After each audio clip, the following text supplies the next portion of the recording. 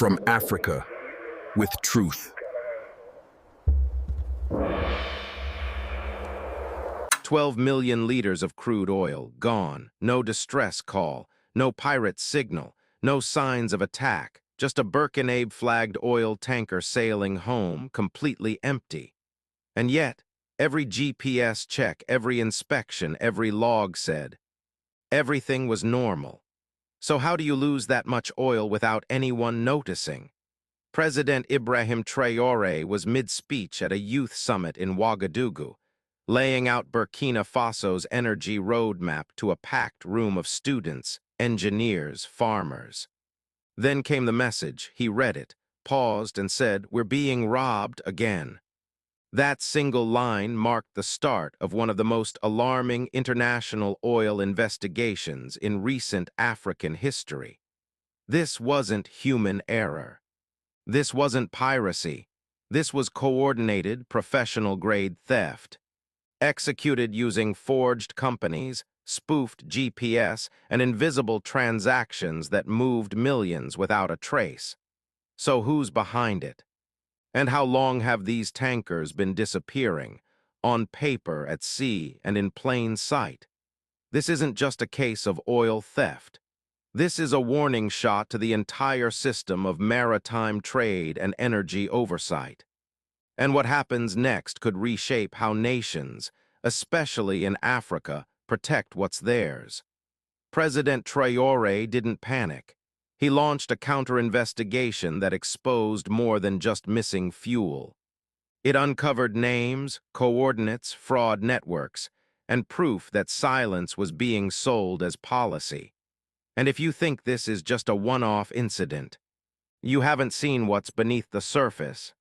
Because what disappears in silence doesn't always stay gone. And when a country starts asking questions like, who's logging our cargo, whose flag is on our ships, and who profits when we look the other way, the answers travel far beyond one coastline. If you're ready to follow the facts, like, share, and subscribe. Because this isn't just a news update. This is what happens when a nation stops sailing blind. The tanker was supposed to come back full. 12 million liters of crude oil, enough to power Burkina Faso's national grid for nearly a month. Instead, it returned hollow. Steel tanks cold to the touch. No leaks. No sabotage. Not a single drop remained. The ship's log showed no issues. The extraction site signed off. GPS records were flawless, each satellite ping confirmed, each checkpoint cleared. The vessel followed its approved corridor from the offshore field back to the port of Ouaga Bay. Everything by the book, but there was one problem: the oil was gone. Back at the command center, the reaction wasn't shock, it was calculation. President Traoré's staff pulled satellite images from the route. No sign of unauthorized ships, no record of docking at sea, no evidence of a hand reaching in. So how do you lose oil with no sign of anyone taking it? One technician muttered under his breath, "It's like it evaporated." Traoré didn't blink. "Oil doesn't evaporate," he said. "It gets stolen." He ordered a full maritime investigation. Naval drones were launched. The Coast Guard recalled every tanker under national flag. Port logs were triple-checked. And then something small changed everything. One of the GPS backup chips had been replaced just weeks earlier. Standard maintenance. But the work had been outsourced to a shipping firm based in Marseille. That company, known for servicing French offshore rigs, the technician who signed the replacement order, retired. No follow-up, no accountability. Traoré slammed his hand on the table. This isn't theft, this is a message. It was a quiet kind of warning, not from pirates, from professionals, people who didn't need to fire a shot. People who understood that if you control the data, you don't need to hijack the ship. So what's worth more, the oil that vanished or the system that made it possible? And more importantly, how many tankers came back full just because no one checked? Everything looked too clean. The paperwork, the timestamps, the shipping logs, the kind of perfection that makes real investigators nervous. At the Naval Control Room in Ouagadougou, the team pulled up night satellite overlays. Every segment of the tanker's route looked routine. No strange vessels, no slowdowns. But one thing stood out: there were no gaps, not even a second. That kind of signal consistency doesn't happen on the open ocean, not without help. A junior officer flagged something strange. The GPS logs weren't just clean, they were all coming from one backup chip installed during a maintenance stop weeks earlier. The company that handled it, registered in Marseille, specializes in offshore rig logistics, and the contract was signed by an officer no longer in service. That's when Traore said it out loud. They didn't steal the oil, they guided it. The term used inside the room was GPS spoofing. Fake signals, masked positioning, ships meet in satellite blind zones, transfer cargo at sea, then part ways. The tanker continues like nothing happened. But why wasn't it caught sooner? How long had this been happening? How many other nations had their oil rerouted without knowing? One officer asked, "Sir, what if this is bigger than theft?" Traore didn't hesitate. "Then we're not just recovering oil, we're recovering sovereignty." He ordered naval lockdown, borders tightened. Old port workers recalled, surveillance drones sent out over the Gulf of Guinea. And then came the tip. A retired oil technician came forward anonymously. "Check the foreign anchors," he whispered. "They carry extra pumps, not for emergencies, for midnight work." That's when everything changed. They weren't just missing oil. They were staring at a network of altered tankers, forged fueling logs, and paper seals that looked untouched, until you opened them from the inside. Sometimes the smartest thefts look like routine, and sometimes routine is the red flag. So how many more ships out there are hiding the same secret? And how many nations are one whisper away from finding out? If you've made it this far, you probably know this isn't just about one tanker. So go ahead, hit that like button, share this with someone who still thinks oil theft is just about pirates, and follow for the next piece. Because the surface has cracked, and what's underneath doesn't float. At midnight, the sea doesn't make noise, but someone else does. The national port in Wagga Bay had gone still. Searchlights swept across the decks. Fuel hoses were checked. Manifests reviewed. 3 tankers were flagged. 2 had incomplete fueling logs. 1 showed no irregularities on the surface. But when technicians opened the pipe seals, they found something that didn't belong. The fittings inside had been replaced. The fingerprints were Burkina. This wasn't sloppy work. It was exact. Quiet, meant to pass. President Traore ordered a full freeze. Every cargo ship was held. Export clearance revoked. No oil left the port without a full forensic scan. Then came the satellite alert. A vessel docked in Rotterdam had just offloaded crude labeled Gulf Blend. But chemically, it matched Burkina Faso's inland reserves exactly. How did it get there? The tanker that left Wagga Bay had supposedly returned empty. But Rotterdam's logs told a different story. That's when Traore made a private call to an ally. No official channels, no press, just one question. If this wasn't pirates, who was it? The voice on the other end didn't hesitate: professionals. And they had help. Help from who? From inside, from abroad. How many hands have to move before one drop of oil reaches the wrong port?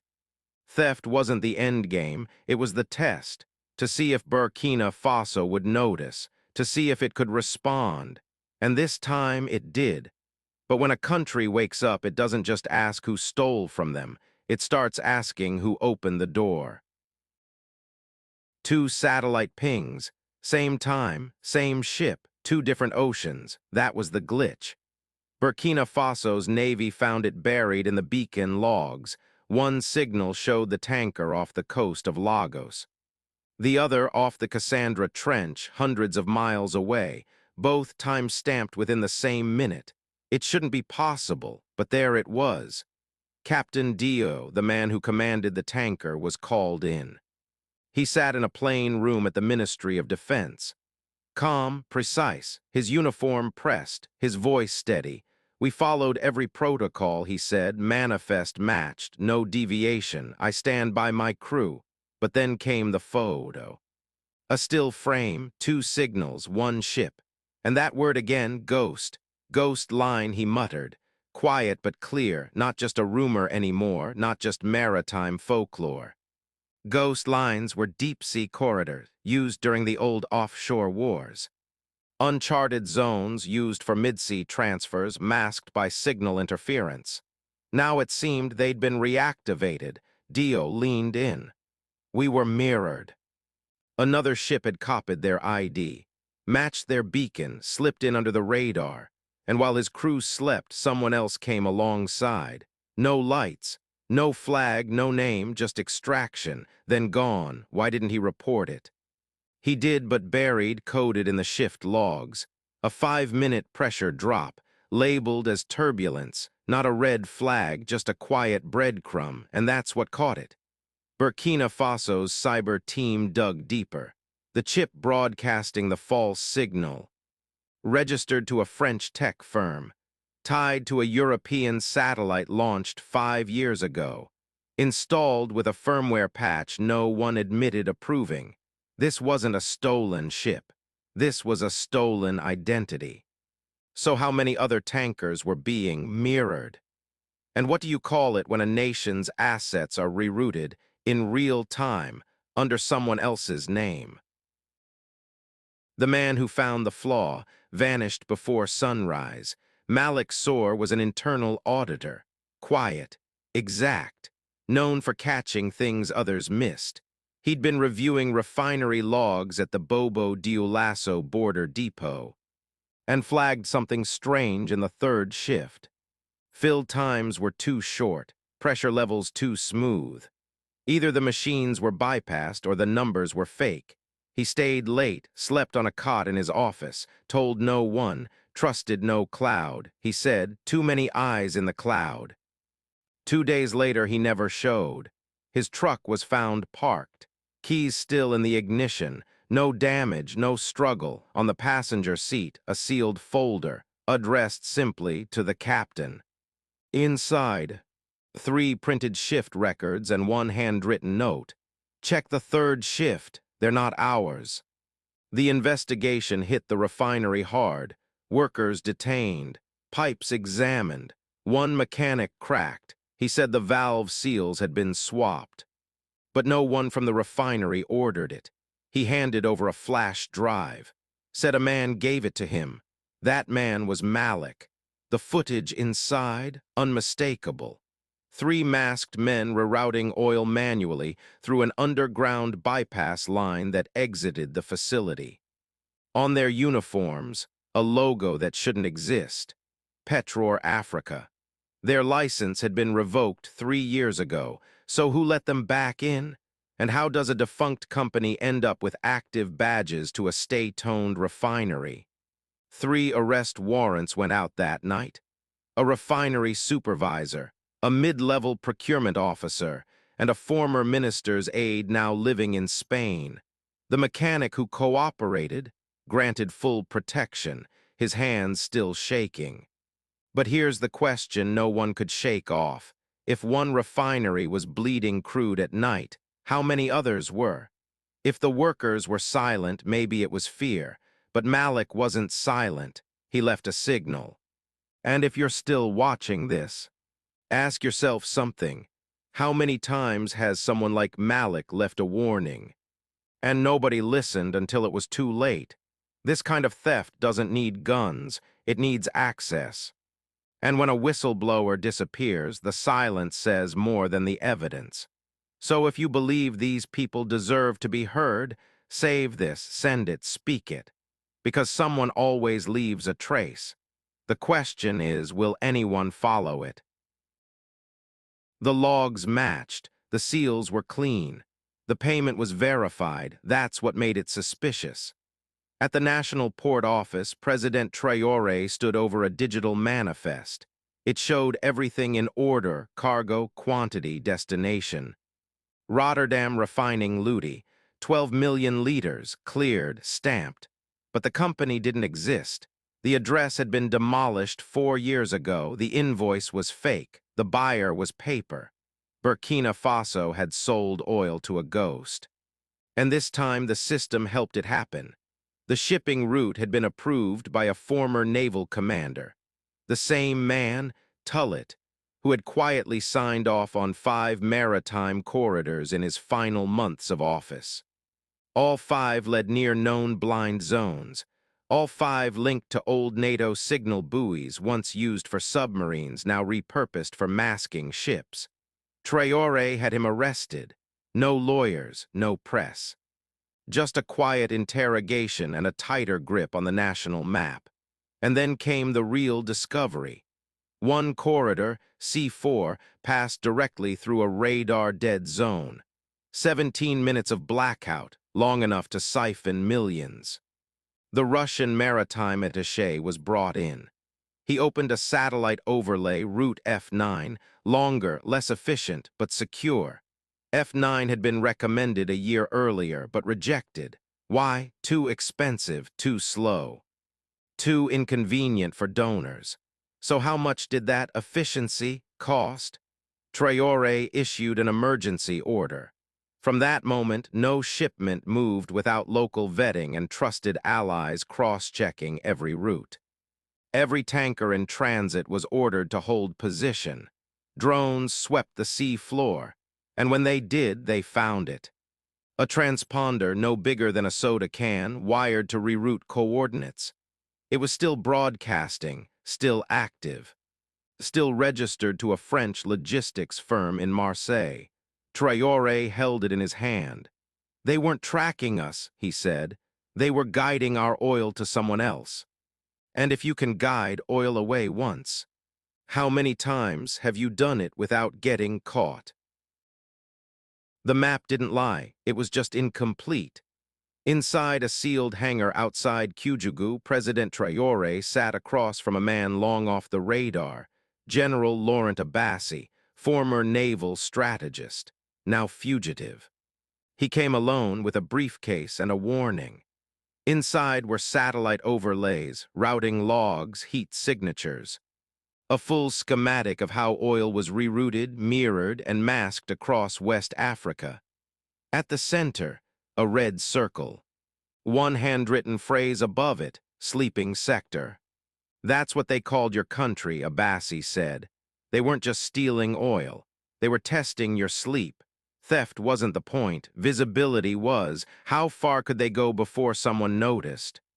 How many leaders could disappear before a flag was raised? Abbassi admitted he helped build the corridors, not just for Burkina Faso, but for others, with offshore firms, with clearance officers. And with Burkinabe insiders, some still in uniform. Traore didn't flinch, but his next move changed everything. He took the drive. Inside were names, shell company patterns, bank wires. Evidence that 3 recent shipments had been sold twice. Once to Europe, once to Asia. He also found the name of the broker meant to frame his military in the ghost ship incident. Abbassi didn't ask for thanks, just a new identity. Traore agreed, but made it clear. If this data lies, your safe house becomes a cell. Back in Ouagadougou, a cyber task force worked through the files. Every coordinate matched known tankers. Every logo linked back to shadow firms in France, Switzerland, and the Caymans. Even the Russian analysts hadn't seen it this clearly. 12 names were flagged, 5 foreign, 7 domestic. The net was real now, and it had a shape. But one question still remained: if this is what's visible, what's still buried beneath? No press, no flag ceremony. just steel, concrete, and silence. President Traore walked alone through the refinery's main corridor. Above him, new surveillance nodes blinked. Beside him, reinforced oil lines, each marked with traceable serials. No more blind spots, no more midnight work. This was the facility rebuilt after everything. The theft, the sabotage, the lies. But it wasn't just a factory. It was a firewall. Inside the observation deck, an engineer waited, hands still stained from the last pressure test. One of the first to report the ghost tanker's pressure drop months ago. One of the few who said something when silence was easier. Traore pinned a note to the mission board. The same note found hidden aboard the impounded vessel in Rotterdam. The ocean didn't swallow us, greed did, but we rose. Beneath it, a new line had been added to the refinery's founding charter. Truth is the first resource of the Republic. Outside, dock workers ran final checks on outbound tankers, each barrel stamped, each crew logged, each manifest double-signed by state and by citizen. No third-party clearances, no offshore proxies, no shipments moving without proof. This wasn't just about recovering oil. It was about recovering control. And while the world debated diplomacy, sanctions, and markets, Burkina Faso built something else, a system that couldn't be erased. Because when you've been looted in silence, you don't rebuild for comfort, you rebuild for memory. You know, I think what hit me the hardest wasn't the oil. It wasn't the missing cargo, the fake routes, or even the ghost ships.